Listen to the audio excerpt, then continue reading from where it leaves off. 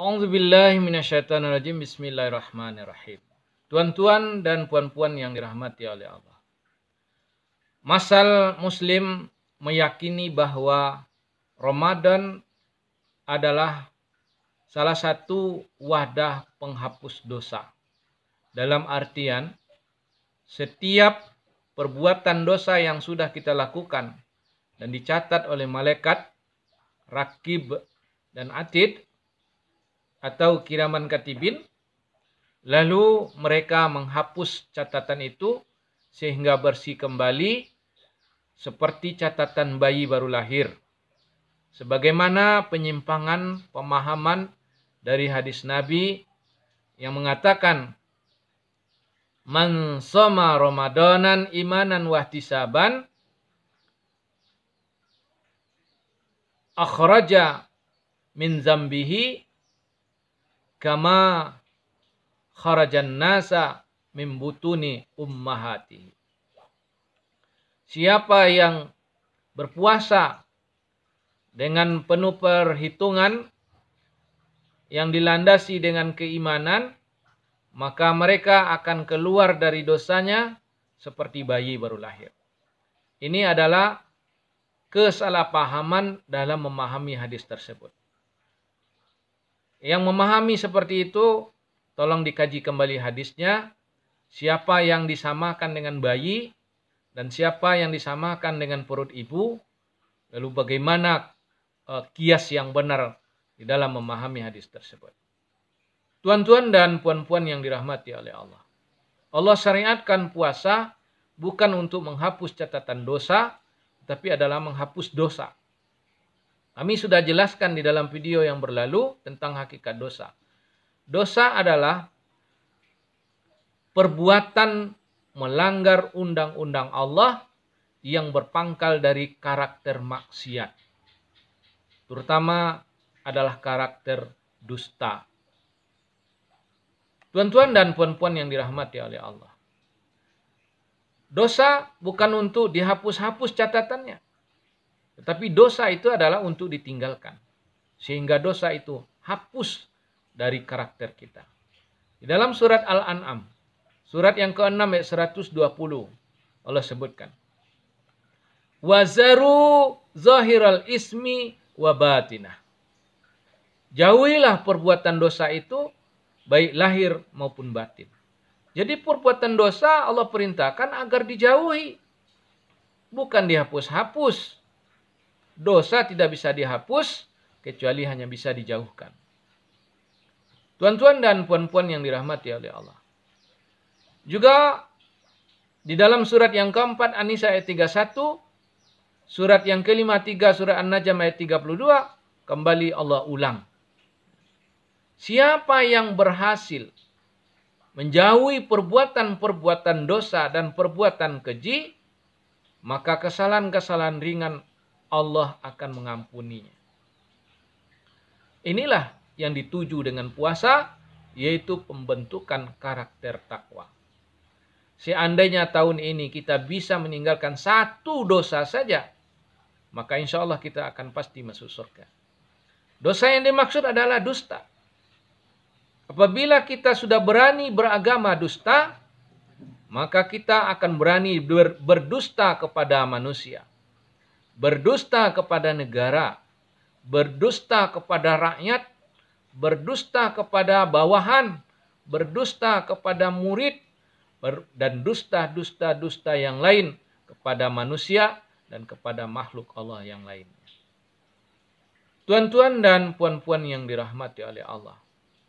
Maka seandainya kita mau tahun ini meninggalkan dosa yang satu ini, yaitu berdusta beragama, maka insya Allah kita akan bisa meninggalkan dosa-dosa yang lain.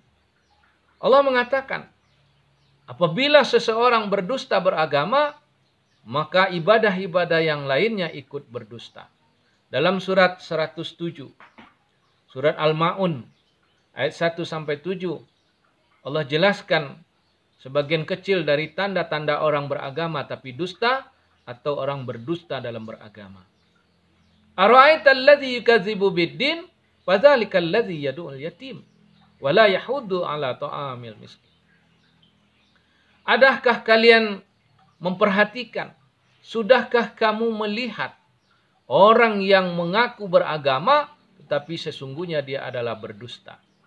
Salah satunya adalah orang yang diperintahkan untuk berbuat baik kepada anak yatim, menyantuni anak yatim, memperlakukan anak yatim sebagaimana orang-orang biasa, orang-orang yang mulia, lalu mereka malah mengabaikannya. Diperintahkan memberi makan orang-orang miskin, malah mereka melecehkannya. Maka orang yang seperti ini adalah orang yang beragama tetapi berdusta.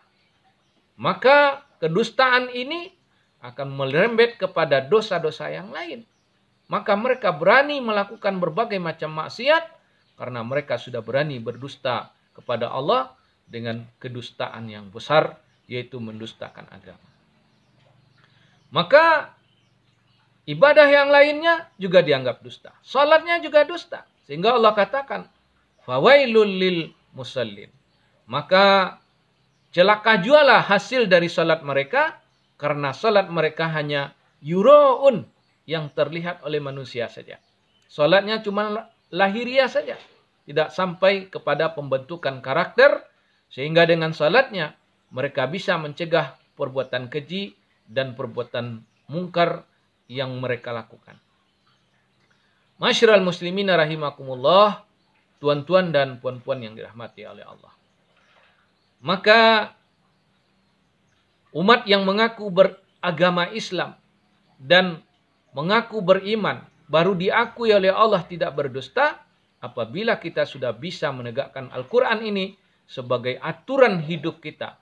Aturan hidup dalam pribadi kita, aturan hidup di dalam rumah tangga kita, aturan hidup di rukun tetangga kita, terus kepada negara.